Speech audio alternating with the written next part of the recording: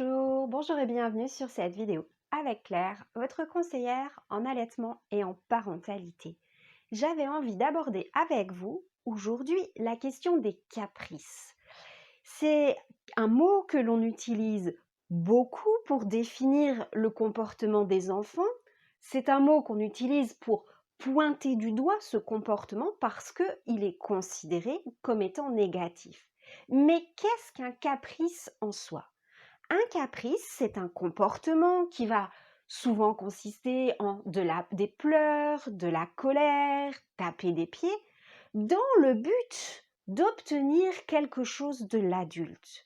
Or, les enfants, avant 4, 5, voire même 6 ans, ne sont pas en capacité d'avoir ce raisonnement de manipulation. Parce qu'en fait, c'est vraiment ça qu'il y a derrière le mot caprice, il y a l'idée d'une manipulation, d'un comportement joué finalement, d'un comportement théâtral pour influencer et pour obtenir quelque chose de l'adulte.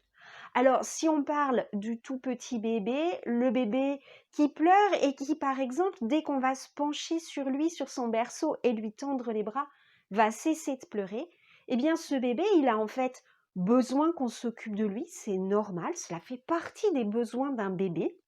Il déteste être seul, il se sent perdu dès que sa maman est loin et donc il n'a qu'un seul moyen d'appeler, c'est de pleurer. Quand il voit sa maman ou même un autre adulte arriver et se pencher pour prendre dans les bras, eh bien il sait qu'il va être rassuré et il cesse de pleurer. C'est en fait son moyen de communication.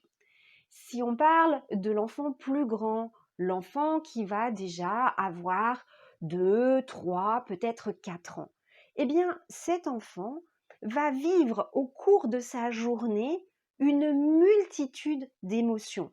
Des émotions positives, mais aussi parfois des émotions un petit peu stressantes, des émotions un petit peu difficiles, peut-être même des émotions d'angoisse. Et au fur et à mesure de la journée, ces émotions vont être de plus en plus difficiles à gérer. Parfois même, en cours de journée, on ne sait pas pourquoi. Enfin, si, on peut comprendre. Imaginez, vous allez avec votre enfant au supermarché et vous traversez le rayon des confiseries. Eh bien, ce rayon, c'est une multitude de propositions pour cet enfant. Son cerveau n'est pas en capacité de gérer tout ça. Son cerveau n'est pas en capacité de se dire non, non, non, trop de sucre, c'est pas pour moi. Non, non, non, trop cher, je n'achèterai pas tous ces bonbons. Non, c'est juste merveilleux. Et vous vous dites non. Eh bien, votre enfant va peut-être se mettre à pleurer, à se rouler en boule, à se mettre en colère. Et oui, vous allez être très mal à l'aise, c'est vrai. Mais votre enfant n'a pas du tout besoin d'être grondé. Et si vous vous mettez en colère, vous lui dites que sa frustration n'est pas normale. Sa frustration est normale. Alors, quel axe d'action on a, nous, parents? 2 axes d'action. Un, éviter de traverser le rayon des bonbons. Mais des fois, on ne se rend pas compte, il se passe une chose ou une autre et ma foi, le caprice, non.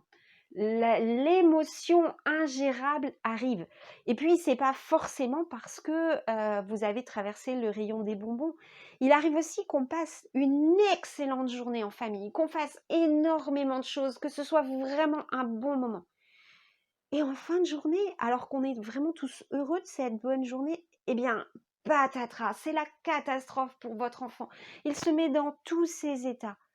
Il ne fait pas un caprice, il n'arrive juste à plus gérer cette surcharge d'émotions. Donc voilà un petit peu ce que j'avais envie de vous transmettre autour de cette notion de caprice. Les enfants vont effectivement pleurer pour attirer l'attention de l'adulte et pour que l'on s'occupe d'eux et qu'on réponde à leurs besoins pendant leur première année de vie et demie. Et puis ensuite, par la suite, eh bien, on vit beaucoup de choses et ils peuvent se faire déborder par leurs émotions et effectivement manifester des pleurs, de la colère, de la frustration.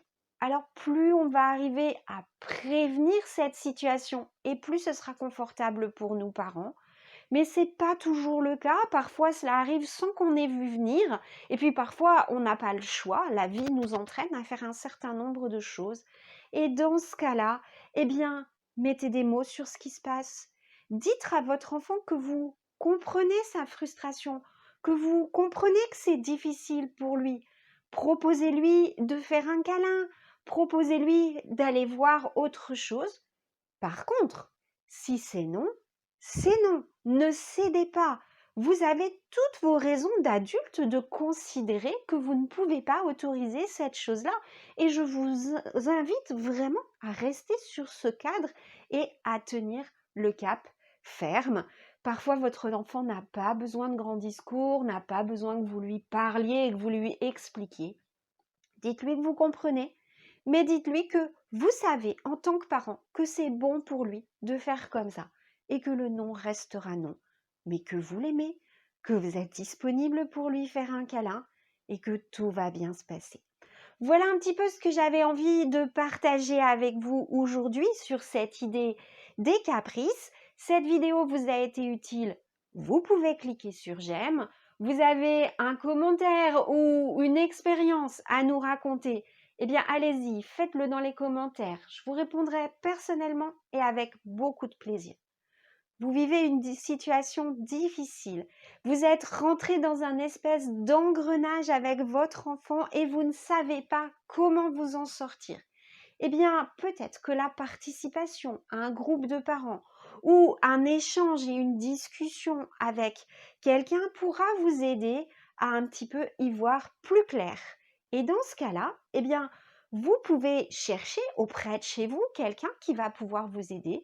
Vous pouvez aussi me contacter et aller sur mon site Allaitement Parents Bébé pour prendre rendez-vous avec moi ou participer à un groupe en visio. Enfin, vous voulez savoir ce qui se passe sur cette chaîne? Eh bien, abonnez-vous. À bientôt, j'espère.